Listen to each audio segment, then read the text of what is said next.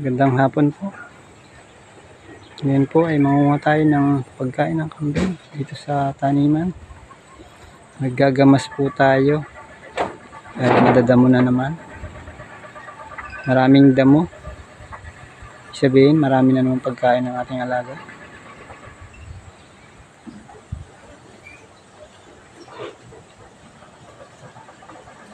Kaya po kayo at panoorin nyo lang aking pangunguha ng damo.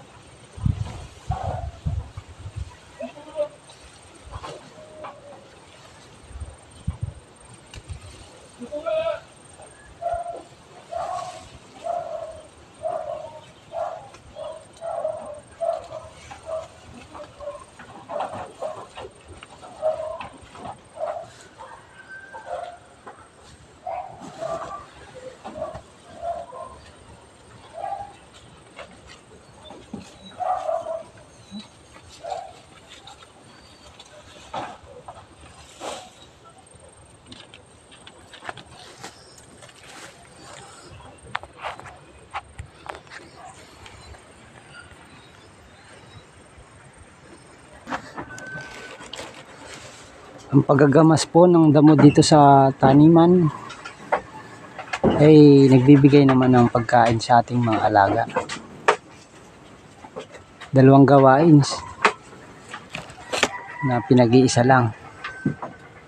Multitasking po tayo ngayon. Ayan. Huwag lang po nyo kakalimutan magdala ng tubig lagi. At hindi po ang init ngayon, summer ngayon. Masyadong mainit.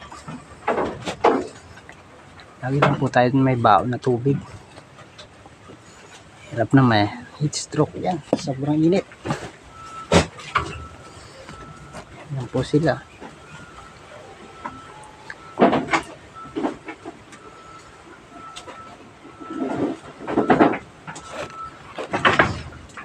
Sa Tagaraw po mahirap ang pagkain. ng alaga kasi mga tuyo ang damo, pero sa taniman may matataba pati yung mga damo, kaya pag naggamas ka, araw-araw nagagamas, yan, araw-araw rin pagkain, hindi masyadong ramdam ang hirap sa pagkukumpay.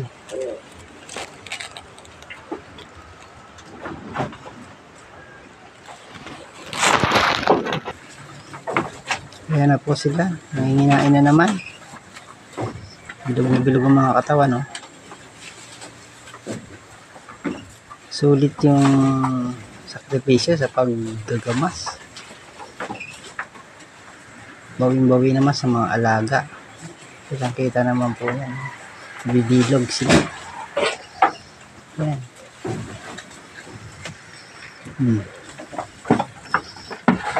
Sila, may bilog.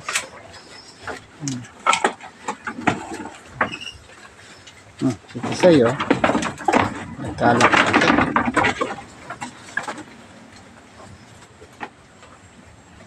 Buntis na to. Malaki na rin ang tiyan.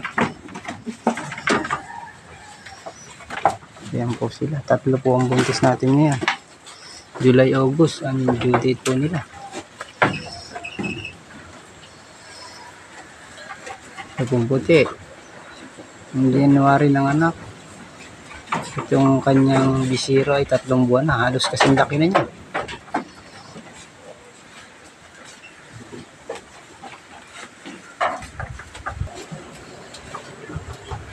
At ito po yung brown. Ang anak ng February. Ay, March pala. Isang buwan pa lang pala tong dalawang anak niya, oh. Lalaki na. Hindi nagpapahuli rito sa 3 buwang bisiro. Laki na. Yan. Yan po ang bunga ng ating sipag at tiyaga. Yung 3 yan. July, August, may 3 na namang mga anak. Abangan nyo po. Sana mabidyoan ko ang panganak ng 3 to.